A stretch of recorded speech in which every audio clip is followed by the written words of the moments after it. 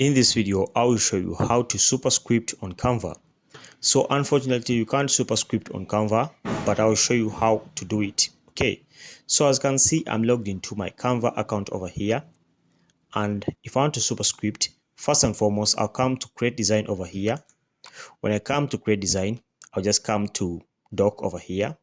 Okay, so when I come to doc, I'll just wait for it to load up a bit. Okay, so when it's loading up, it will look like this. All right, so take an example. I want to superscript letter A and number 2. So first and foremost, I'll first create letter A, and then I'll just come here. Then I'll try to bold it a bit, okay, as far as I can. Okay, that's the max. Now I'll create letter 2 over there, sorry, number 2. And then for the case of number 2, I'll just make it small. So for the case of number 2, you make it small as far as you can.